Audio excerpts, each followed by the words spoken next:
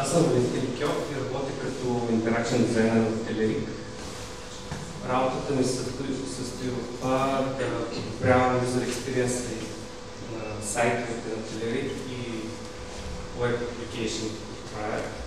Като за тази цел събираме информация, анализираме и накрая създаваме прототипи и wireframe, които се дават на дизайнерите вече на по-късен етап, последваща стъпка в проекта. И аналогията тук с задния горе, да се чудите, е това, че докато създаваме тези прототипи и wireframe, има типи доста усилена работа, която обаче остава невидима за крайния потребител. И наскоро намерих един цитат в интернет, който доста добре описва това нещо, което се случва при нас. А именно, че UX хората обясняват функционалността и създават приложенията и сайтовете чисто информативно и с връзки, докато UI дизайнерите те обличат тази информация и тези прототипи в стил, т.е. създават им емоция и това е нещо, което се вижда в крайна сметка от крайния потребител. Сигурно може би вече някои се чудят защо се налага да правят това и може би просто тези неща се решават на дизайн ниво. Когато постъпвах в Телерик преди 6 години, там аз бях графичен дизайнер и нещата работиха точно така, както по-голямата част от агенциите. Идваха задания, започваха дизайни. Проблемът беше, че някои от проектите бяха доста сложни и се налагаха много различни дизайни да се правят на супер много страници, които след това по време на ревютата се оказаха, че има разни пропуски или че се променя функционалността. Нещо не може да се направи точно така, както е показано. Тоест не е било премислено преди това.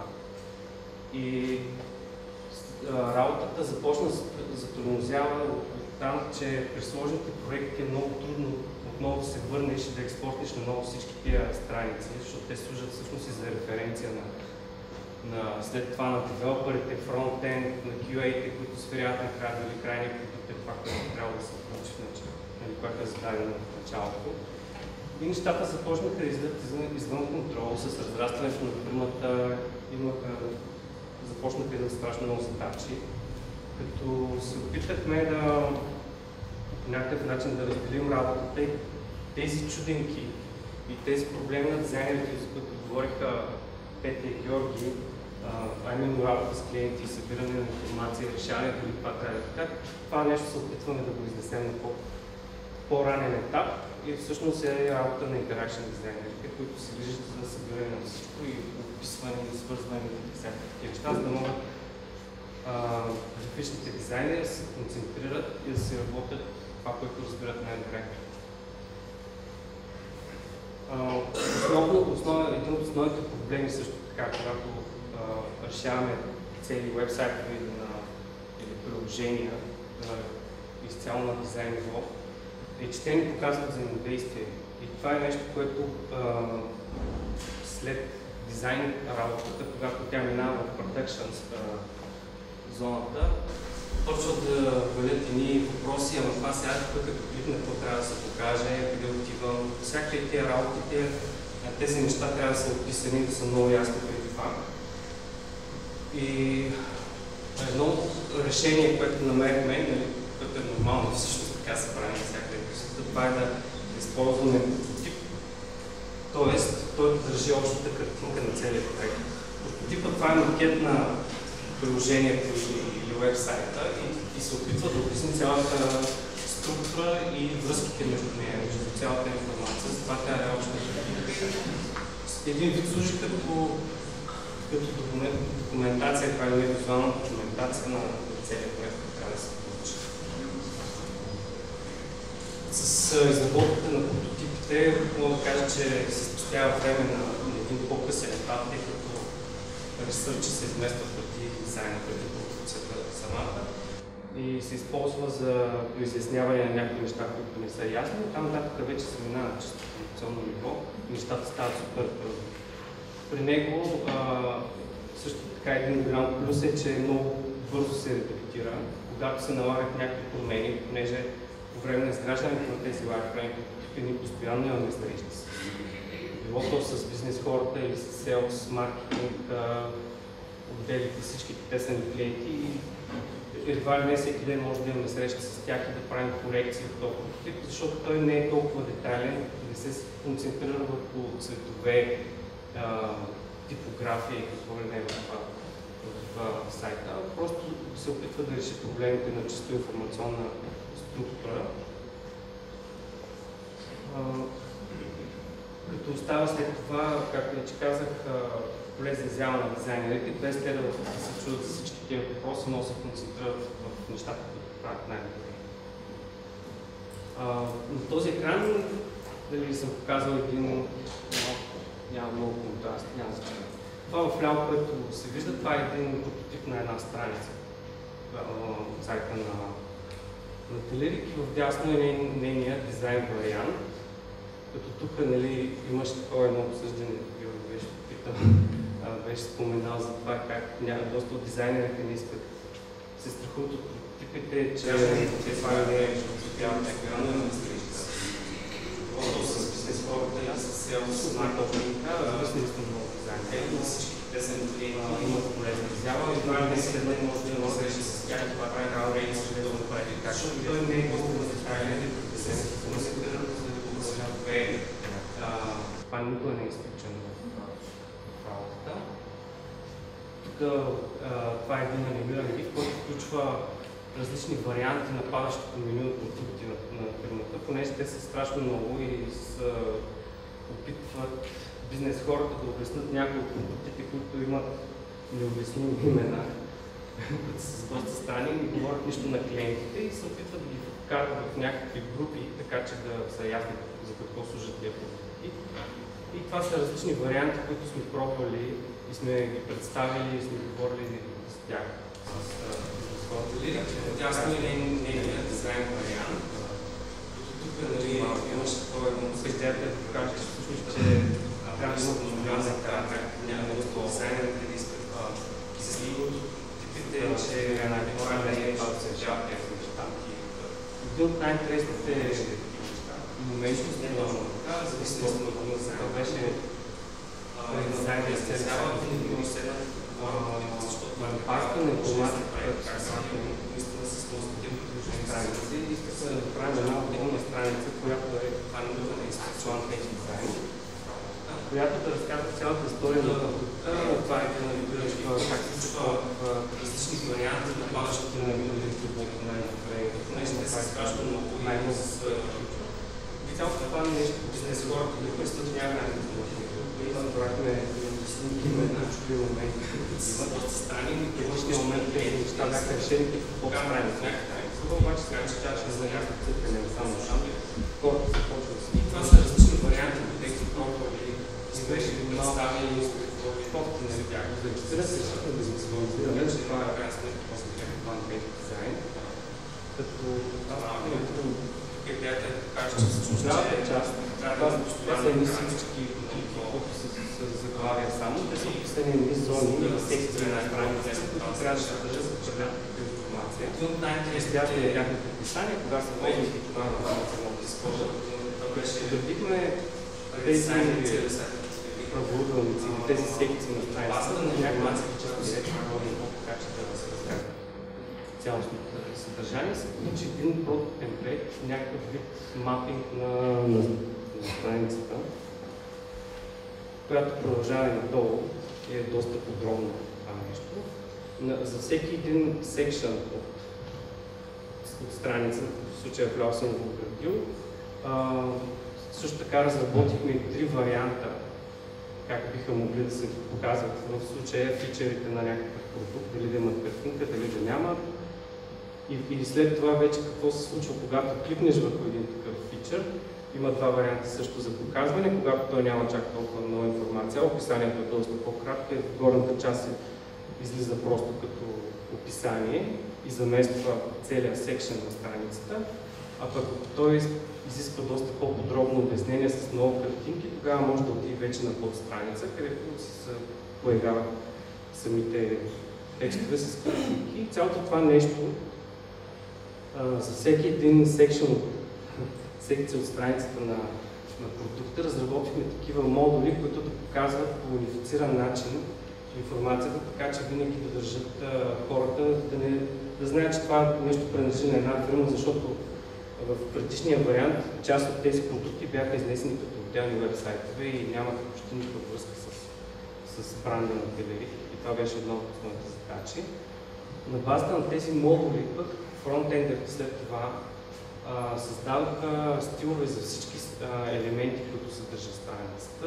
Вляво са описани, има навигация, типография, икони, bar navigation, всякакви такива неща.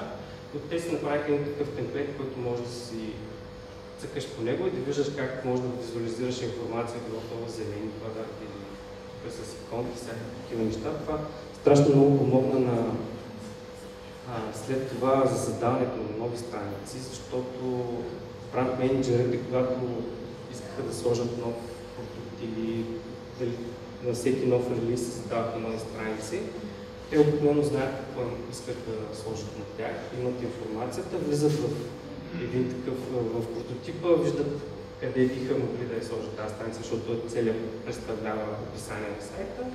И след това веднага се виждат елементите, как биха изглеждали и могат сами да си наредят страницата, което това беше също една от основните цели, понеже тези стилове са вкарани в нашия CMS на сайта и всеки един от тях може да влезе, си ги трага и си ги наслага, така че да се построява страница, без да се налага нов дизайн за всяко едно ново нещо, което се появява на сайта. Ами това, като идея е супер да се направи прототипи, ако искате да ги правите, трябва да има някакви основни насоки как да се започне с цялото нещо. Като начало винаги това е информация. Информацията може да дойде по няколко канала. Тя може да бъде задание, което е описано, могат да бъдат и отделно фидбек на разни клиенти или приятели или някакви хора, които са казали нещо. Цялото това нещо се събира на едно място, така че да го имаме предвид, когато започва проекта. След това следва инвентаризация на съдържанието или събирането на всички страници, това, което е било до момента. В случая говоря за задача, която има за цел редизайн на тогава правим инвентаризация. Ако няма вече създаден някакъв сайт или приложение, тогава трябва това нещо да се изисква в момента от клиентите, защото няма как просто да се продължи работата без съдържание. Основното нещо на прототипа това е да показва връзки между съдържанието и просто наистина няма как да продължи. При нас нали си имаме така конвенция, че е забранено да се използва лорем ипсум и всякакви такива дъми, картинки или текстове. Просто ако решим да слагаме, то по-добре въобще да не го слагаме и когато напита клиента на краше да има новини, казваме дай новина и ще я сложим. Няма да се чудим как ще изглежда и какво се състояние. Просто работим с нужната информация, това е много важно инвентаризацията. От нея, когато тя е доста голяма информация, когато се събере цялото това нещо, могат да се открият определени патърни, които до сега са били скрити, както, например, тук съм написал в една схема. От стария сайт на Телерик забелязахме, че има доста страници, които са много идентични като информация. Това са някакви списъци на отделни елементи. Значи тези неща могат да бъдат новини, блогпостове, видеа, тестимони или награди. Всичко това нещо представлява един списък най-отгоре на картинката. С заглавие малко текст, може да има и картинка и нещо. Това е една страница, отдолу с пейджинг, да речем. Първа, трета и четеш по-нататък елементи от един и същи тип, като в дясно на страницата може да включва нещо като меню, което всъщност филтрира този целият списък. И от тук нататък има два развоя на действие. Нали, от там нататък може да се ходи, тръгнем по левия път, тогава когато кликна един от филтрите отстрани, просто получава филтриран списък на същите елементи. Ако филтрирания списък вече има събфилтри или някакви събкатегории, тогава са минал отдясно и в крайна сметка, когато кликна на елемент от списъка, получавам неговите детайли. Това е една страница, която е с цялата наука. цялото това нещо, когато събрахме и разбрахме, че всички тези типове страници работят по един и същи начин, изговорихме това с девелоперите и се видя, че има доста голям процент от времето и после може да се спести, защото те това нещо ще го реализират само с една функция. Те се разбират, т.е. ще си го реализират по един и същи начин, няма да правят отделни библиотеки за всички тези отделни секции в сайта. Също анализа и инвентаризацията на съдържанието ни дава възможност да правим такива лог схеми на някаква логика, която бихме могли да оптимизираме. В случая тук се вижда два вида на логване в сайта, дали през third-party провайдера или не и всякакви такива неща. Описват се и това става много ясно, което помага после на девелопмента. Следва подреждането на информацията. Това от тук, нали, нормалният начин е оттам нататък започва да се правят вече wireframe. Обаче има един тънък момент. Ако ние не познаваме бизнеса на нашите клиенти, просто е някакъв бизнес, който идея се някакво правим, какви са им хората, как биха назовали те определените неща, които не искаме да им покажем със сайта. И за това нещо има един метод, който може да се използва тук много подходящ. Това е на така наречения hard sorting. В hard sorting в случая забелязвам нещо подобно. Това е един демо версия на Optimal Sort. Това е един вебсайт, който позволява такава функционалност. В него може да създадем отделни такива карти. Това в ляво вертикално, което са подредени, са неща, които хората биха могли да правят в случая, ако дойдат на сайта за мобилни телефонни услуги. Просто са описани и ти караш човек, създава се тестова група с специални там параметри, между еди колко си години, или просто създаваш някакъв таргет, за да тестваш тези карти с тях. Пускаш ги на сайта и тяхната цел е тук да си ги трагват и да си ги групират в някакви групи, както на тях им е най-добре и както смятат, че е логично, като могат да си именуват дори и групите.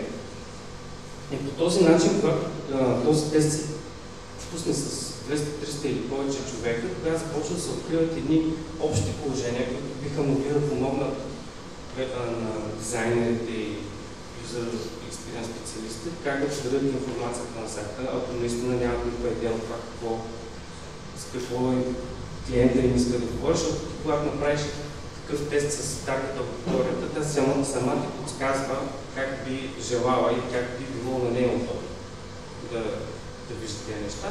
Тук това са някои от екрана, които ще покажа, това са резултати от такива проучвания. Те се визуализират в различен начин, зависимо от някакви техни си алгоритми, но в случая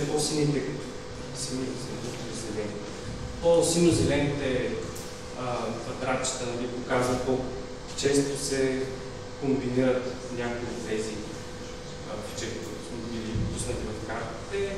Това е един друг тип на визуализация, която показва последователността, която вързва отделните групи в течение на теста.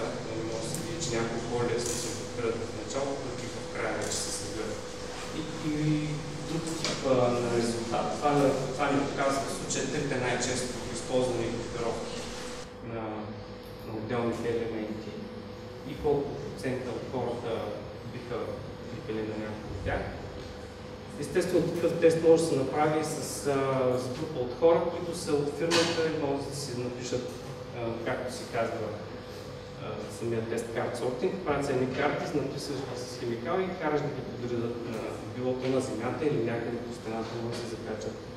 Това вече са подробности, но в крайна сметка идеята е да питаме мнение на хора, да събираме мнение на хора, които биха ни подсказали някакво решение, в случай, че ние не знаем или сме забили на някакво друго ниво. И от тук нататък вече идват инструментите за изработване на такива прототипи, като в случай това е най-елементарното нещо. Просто си рисуваш на един лист отделните екрани, как се представяш, каква информация би могло да има на този екран на мобилното приложение, с съответните екшени, които биха могли да се използват. използват и да речем с макет на някакъв мобилен телефон може да се ходи върху отделните такива екранчета, за да симулираш някакво развитие в пътя на човека в твоето приложение. Нещо подобно, само че по-развито, наскоро хванах на този вебсайт, това е някакво приложение за iPhone, беше, което можеше чрез него да си снимаш тези неща, скици, които си рисувал по салфетки или там по някакви листи. Правиш си екранче нарисуваш си приложението, снимаш го с телефона и след както направиш няколко снимки, чрез това приложение заграждаш някакви бутончета, които са примерни и казваш, че като кликна това, отива на другата картинка и така получаваш някакъв макет на измисленото приложение в телефона си, може да го разцъкаш още там, можеш да го споделиш с други хора и те да дадат някакви идеи за това нещо. Естествено има и някакви професионални вече тулове, като това е Action, ползване в нашата фирма, има и разни спин и всякакви неща, и не е безплатно, нали вече може да си потърсите какви са нещата, но в случая с Action спрях на него, защото той позволява няколко интеракшен дизайнера да работят в един файл, там си има пазят са някакви сесии, просто не всеки има информация, всеки четим в него, така особено за големи проекти е много подробен и много добре се справя. Също така има някакъв елементарен език на програмиране, който позволява да се прави някакъв вид интеракшен по-сложен с самите прототипи, с условия, с параметри, такива висоти. По време на дизайнването на сайта на Тедрик имахме малко там ресурс в екипа за това как да реализираме някакви части от него. И се чухме дали да слагаме фиксирано меню, защото това беше много, то все още е популярно, например, като подход за показване на меню.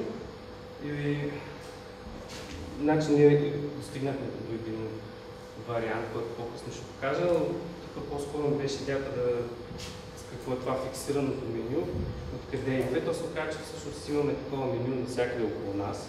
Това е един вид фиксирано меню, което успя да намеря. Просто представлява подредени инструменти в някакви категории или в някакви последователност. Идеята е, че ако искаш да правиш нещо, отиваш на това място и използваш менюто, което се предлага пред теб, застанал си, свършваш работата и излизаш. Точно ако продължим да развиваме метафората за фиксираните минута в реалния свят, се получава нещо повече, това не е гадащото меню вече в реалния свят. Тогава в някакви скрити чекмеджета имаш още инструменти, които това са с някаква друга специфика. Тази идея е залегнала в Production софтуера, който независимо дали това е графичен редактор или Word процесор или някакви 3D редактори. Пред тях е подобно положението. Имаме от всякъде сме заобиколени с някакви фиксирани плочки, които съдържат инструменти, за да си свършиш работата и средата ти е работното пространство. Просто моделираш съдържанието с инструментите, които са наредени наоколо.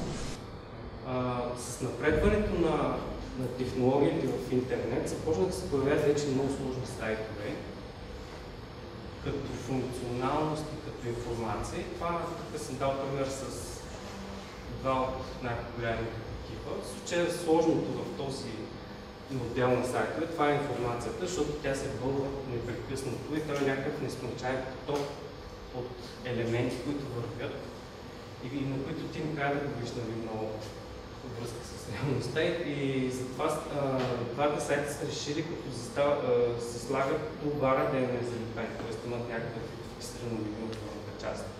С основната ли функция това е търсенето, защото тук в търсенето в тези двата случая замества едно по-подробно меню, защото не мога да предугадя милиардите хора, които ползват на тези приложения, какво точно биха цъкнали в едно някакво меню, ако сложат те. Затова оставят сърча, който да им хората сами да въвеждат информацията, която искат да търсят. И на Facebook това много се души, защото дава директно достъп до елементи в сайта, а не чисто търсене такова, да показва резултати после.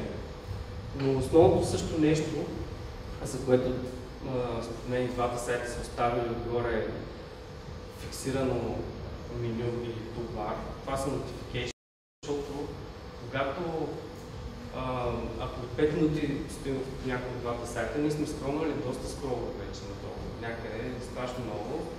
И ако тези неща отгоре се скриваха, ние няма как да знаем, ако имаме много съобщения или някой искаме да надбави някакви всякакви неща, така веднага да се получава някакъв notification, който разбираш, че има нещо ново, който да го цъкаш.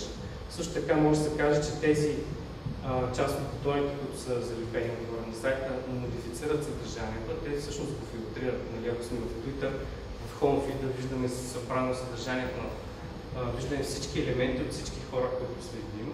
Ако кликна ми, виждам всички елементи само от мен. Това е един вид филтрация на съдържанието или всъщност модифицирам потока, подобно на тези чукови и триони там, които гледахме, и с модифициране на материала, с който работим.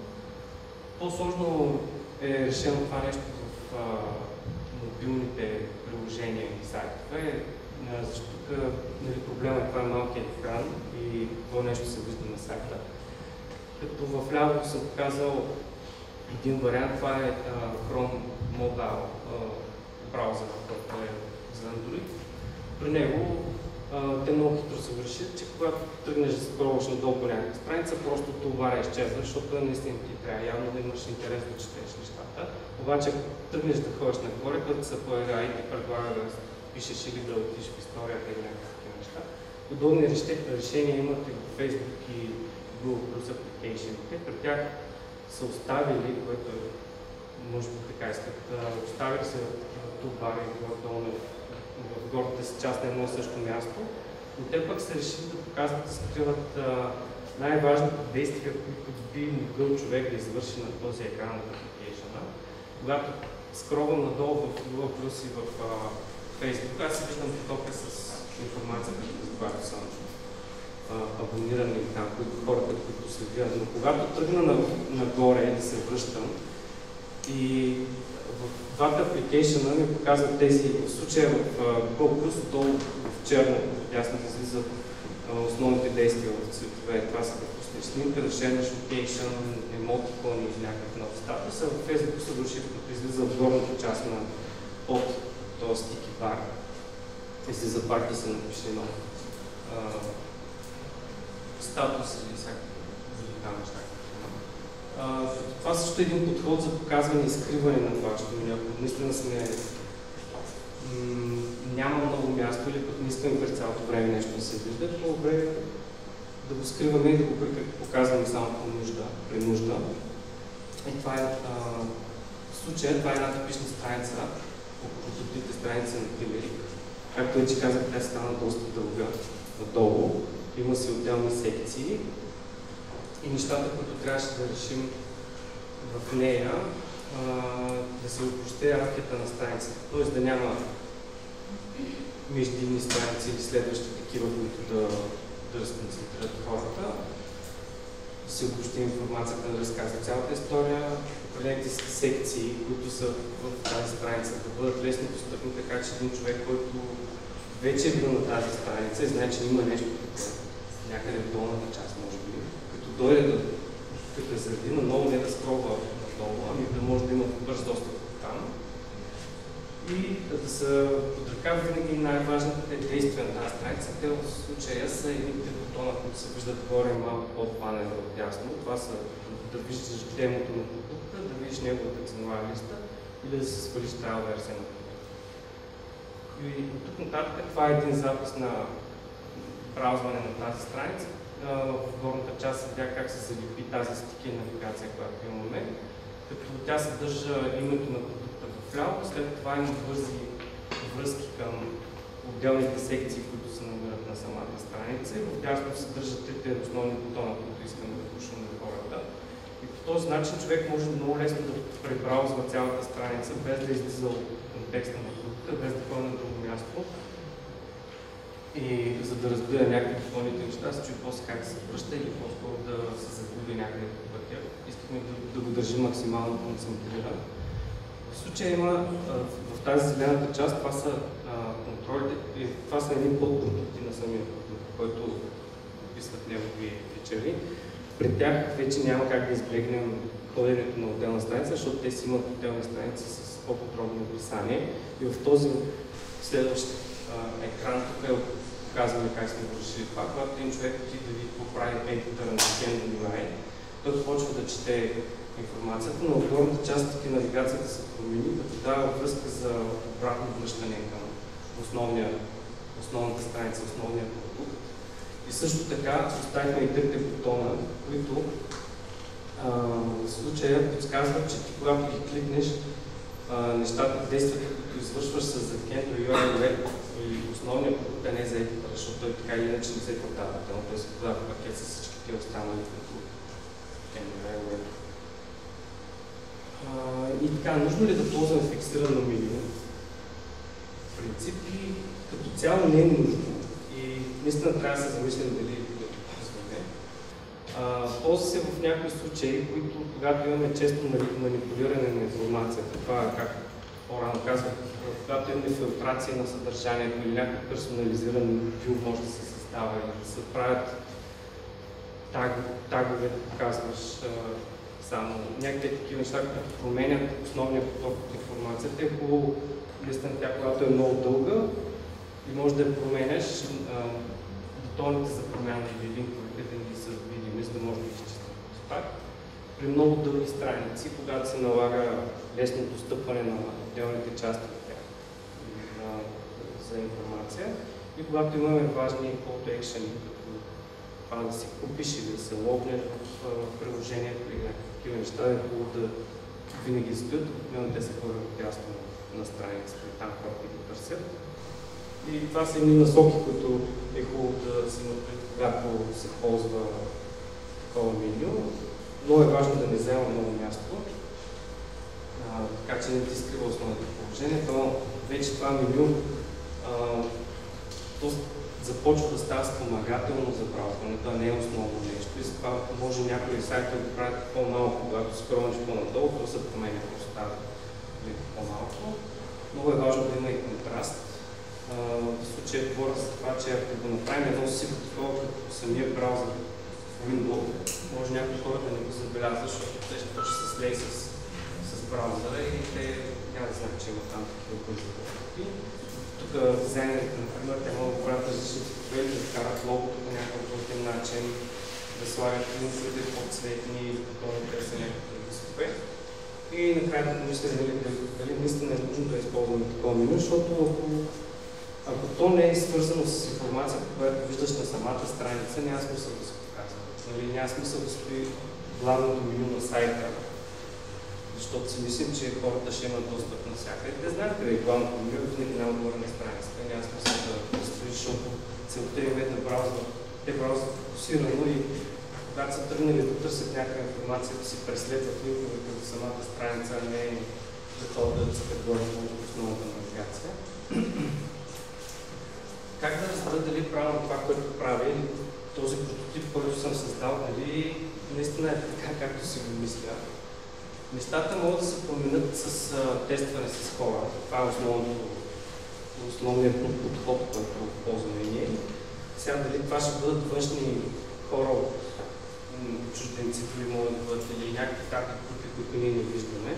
Като начало се започва с най-близките хора, с колеги, които стоят около тебе. Винаги се говори за това, което правиш, те ви дават някакъв фидбек. Ако вече искаме строго определени таргет групи, за които е предназначен продукта и може да използваме списъци с имейли, които сме събирали през входа от сайта. На част от хората не пускаме такива съвети или тестове на прототипа и накрая важното е да се събират такива мнения на хора и да се сверява това дали в правилна посока се движим, като това нещо не е накрая, това е през всеки една итерация на прототипа. И това е хубаво, че ако се получи някакъв фидбек, който е доста така фокусиран в една и съща промяна, явно тя трябва да се направи и много лесно да се промени самия прототип на дизайна, да се връщаме назад.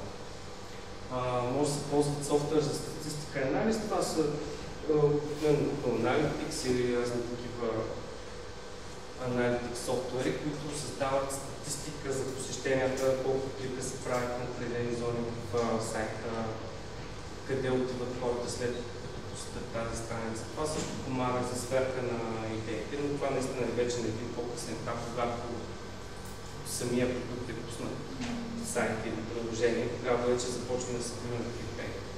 Не трябва да си мислим, че след като сме направили прототипа, дизайна, пуснали сме сайта и всичко това е супер и си работи както трябва. Винаги трябва да гледаме дали наистина перформа така, както сме очаквали. Естествено, тогава може да се правят и АБ тестове. Те също се случват на този етап, когато вече всичко е направено, пуснато е и тогава вече започваме да виждаме, че има някакви неща, които наистина може да се подобрят. Или че не се е оказало точно така поведението на определен тип хора. И в този случай съм показал резултати от едни статистически анализи на ClickTel, това е един уебсайт, който прави такива статистики за една и съща страница на Телерик. В ляво е показана страницата с оверлей върху нея, цветовете означават вниманието на хората, които са били. Те го измерват като засичат колко време хората се бавят на определена височина вече от скролването на страницата. Те, когато скролват надолу, по някакво време се зачитат и спират и то почва да брои време и по този начин отцветяват така, защото много хора започват да се спират на определено ниво от страницата, явно там има нещо интересно и това визуализира тази лявата колона, като естествено отгоре винаги е най-топло, най-много attention попада, защото това е първото нещо, което виждат хората. Тя се зарежда там и всеки един човек стои наблюдение. След това по-надолу почва да изтива, докато не стигне в една жълта зоничка, където там са визуализирани фичерите на този продукт. Явно им е интересно и спират, за да ги прочитат. След това слизат надолу, пак е изтриване на вниманието. В долната част вече има възможност за продължение на да четеш някакви други неща или да отиш на друга страница, там също спират за да видят. В следния скриншот това е къде стигат хората, когато скролват такива дълги страници. Това е някаква статистика.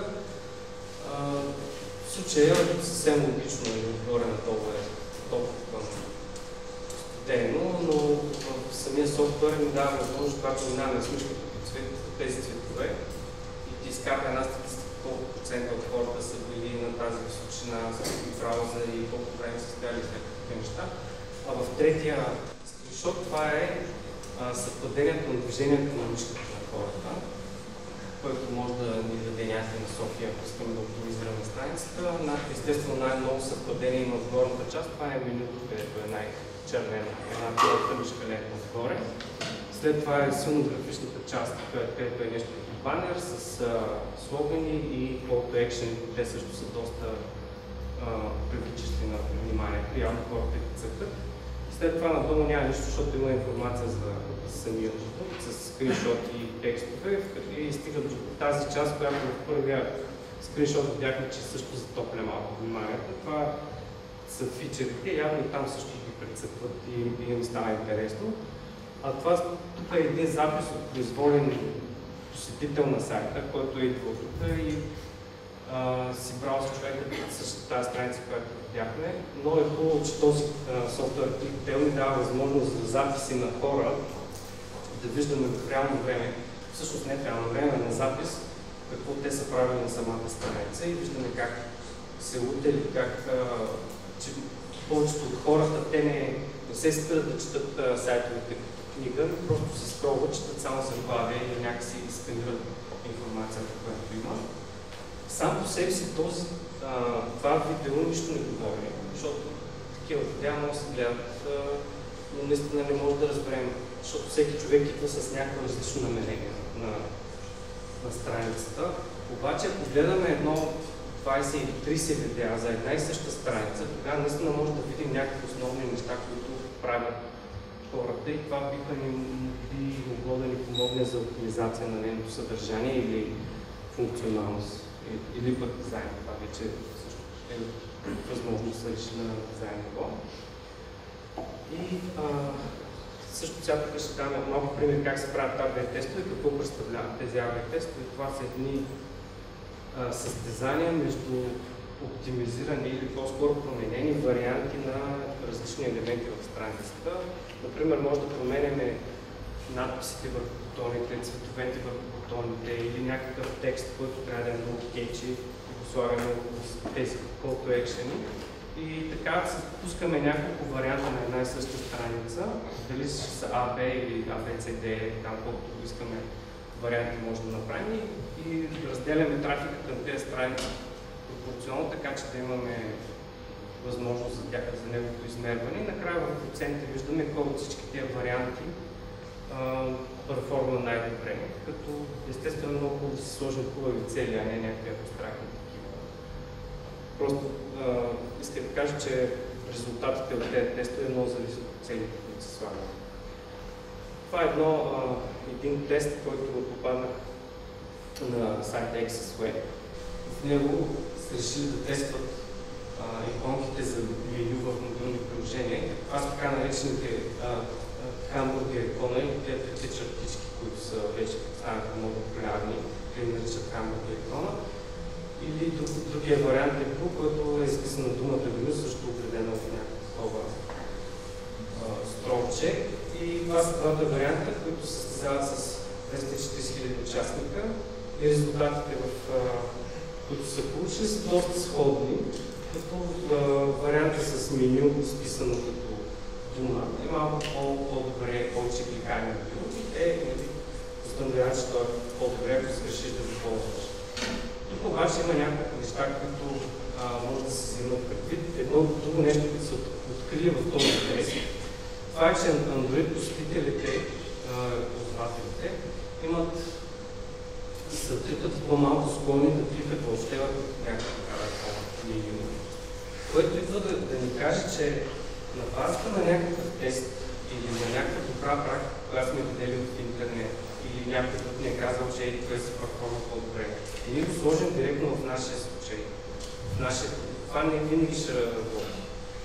Защото най-малкото аудиториите може да са различни или пък хората да имат различен контекст и да очакват нещо съвсем друго. Така че е много хубаво да се проверява и да се правят тези тестове, дори да знаем, че нещо е било по-хубаво на другия сайт, ако се сложи на нашия, вече няма да работи.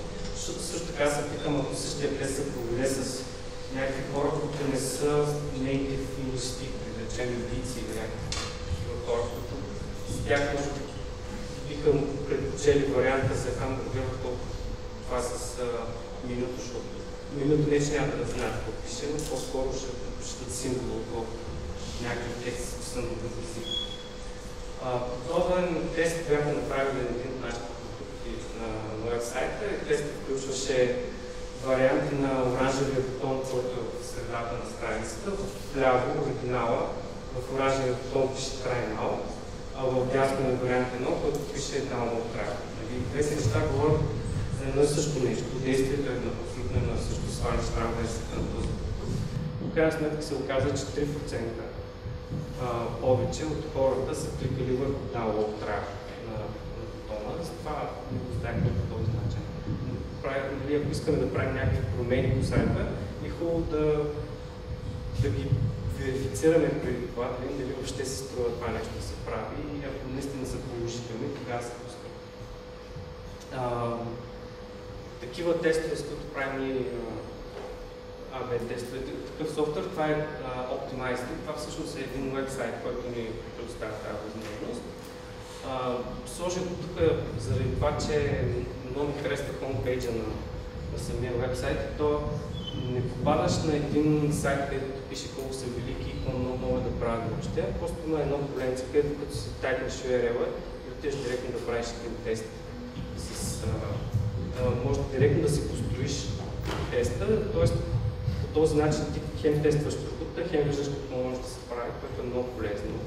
И аз в случая тук съм почнал да правя един тест на уебсайта на събитието, като променям цветовете на двете почки, които бяха преди отгоре, като акцентирам повече на тази за купуване на билет, и може да се смени заглавието на текста в самия бутон. И това става всичко с point and click, е много удобно да се прави. Така че ползвайте такива инструменти, има сигурно и други, просто това за този знам. При един ресърч може сигурно ще изгледа 20 неща. И И това беше от мен, просто надявам се,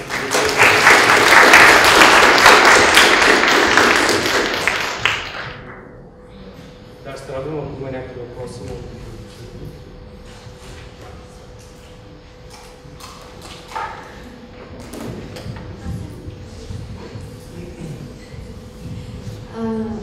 Какви трябва да са разликите в проценти при АБ тестовете, за да прецениш, че си струва някаква промяна? Колко процента разлика?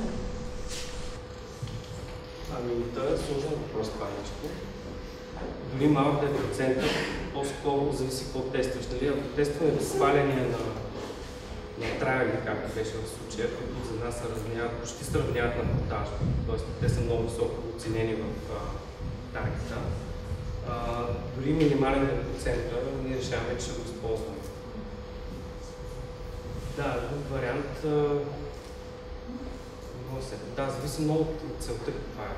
И това с какъв ефект би било да се достигне. Ако трябва да се изпрограмира нещо много, вече да си project manager да се преценява или си струва да се прави, или просто страницата да се смени на по-преценета.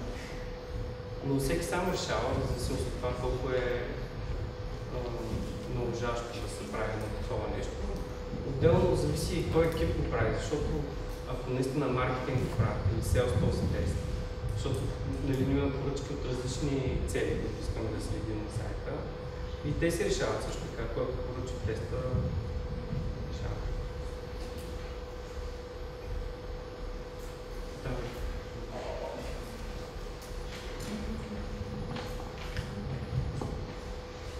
Каза, че за прототипите ти трябва реална информация. Нагледам на този факт.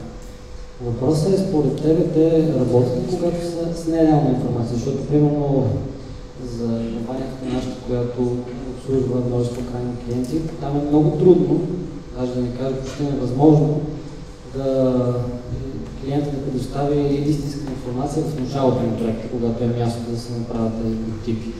И общо взето, нали, и ще бъде трудно да го убедим, защото нали, в случая как показваме една новина, както е това пример, дали ще е с конкретния текст на новината или по-важно, или е по-важно, или да покажем, че имаме дата, кратко заглавие и извадка от текста. Къде е според тебе границата, където може да се използва фейк данни? Разбира се, не е лорен нищо, защото най-малкото естетически не е много добре.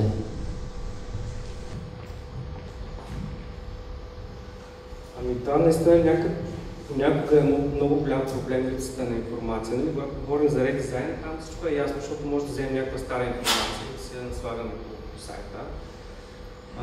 Когато наистина няма, тогава правим така, че предлагаме информация. Тоест на базата на околната информация и тази зона, която е нова и която трябва да се изгради, ние решаваме кое най-добре ще работи там. Предлагаме просто като вариант, когато показваме този тип на хората, им казваме това е така, го измислихме, нали? И те вече си го верифицират, защото те може би знаят, имат някаква идея, която биха пуснали в бъдеще. Друго, което се сещаме е това, когато нямаме информация за някакви по-дълги страници, когато искаме да покажем списък за новини, както спомена, там е хубаво да вземем една новина и да я размножим, просто да е една и съща, но да е ясно какво се вижда на самата страница.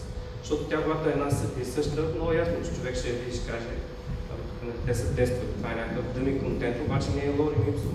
Защото когато кажеш една новина, аз се сетих най-бързо за датата, това формата на датата, как ти ще покажеш формата на датата. Нали? В България сме свикнали да го изписваме по един начин, в Щатите по съвсем друг начин. Виждал съм много сайтове, които пък на отделни страници датите са различни, като формат. Което, нали, това са някакви такива детайли, които явно не са ги забелязали, просто ги знаят, ама не им се фиксват, но правят впечатление на хората. И най-малкото показването на такава дума информация, но реална, може да сложим бъдеща или минала дата, няма никакво значение.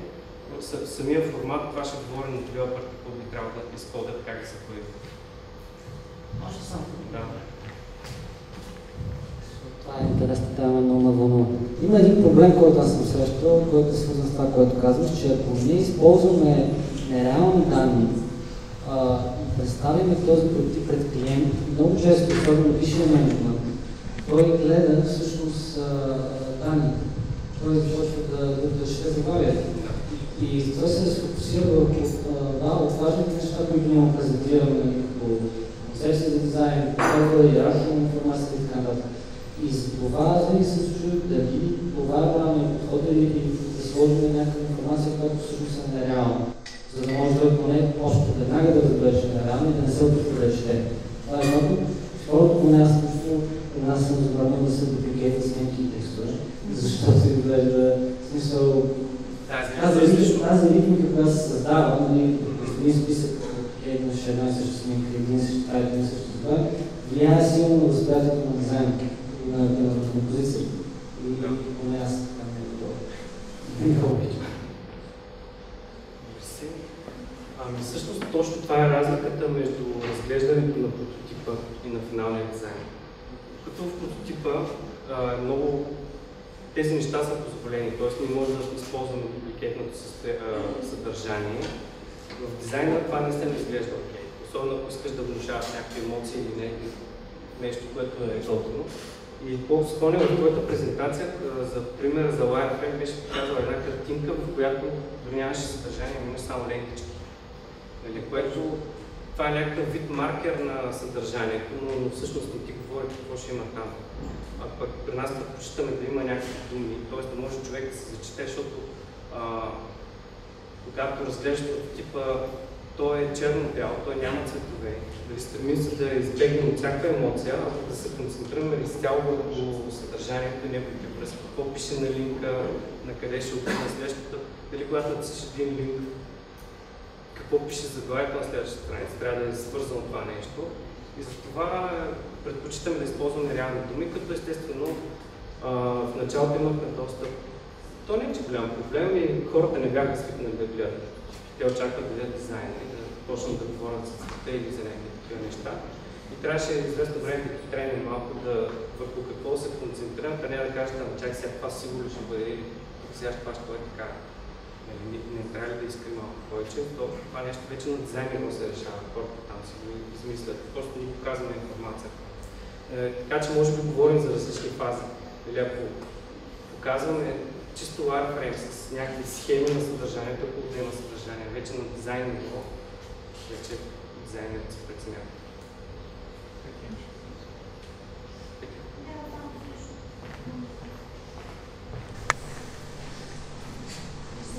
Аз искам само да допълня, че някакси по дефолт процеса в момента, ние казахме всъщност в бизнеса с работа с крайни клиенти, се оказва, че винаги по дефолт в един проект съдържанието е било най-накрая.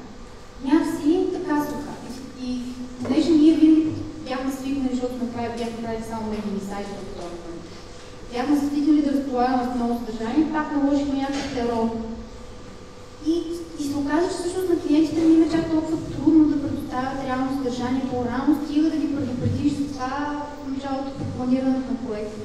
Защото използването на дъми контент или използването на едно и също съдържание, за да илюстрираш някаква функционалност, според мен почти никога не работи.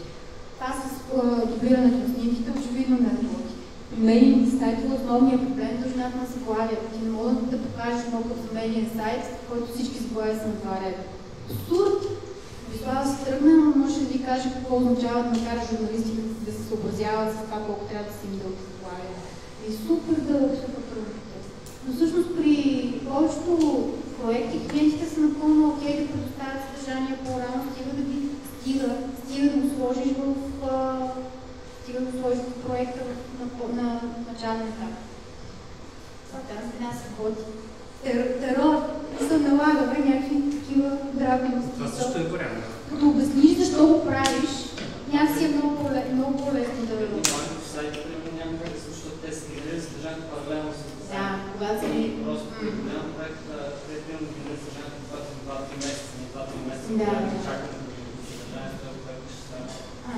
Да, иначе някакво друго. Да, така е. Пак, очевидно зависи от проекта.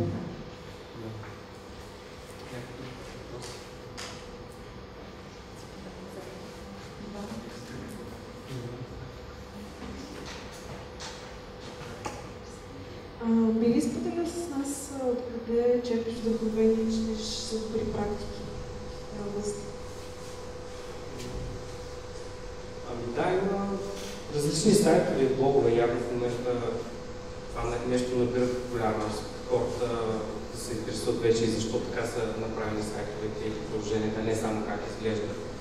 И започват да се появяват много нови. Това са The Hyper-Element. В началото имаше да става ще са UX и UI, каква е разликата. Отдолу има линк. Аз после презентацията може да се включа някакъв екран най-отзад, където мога да споделя всички тия ресурси, които смятам, че са окей.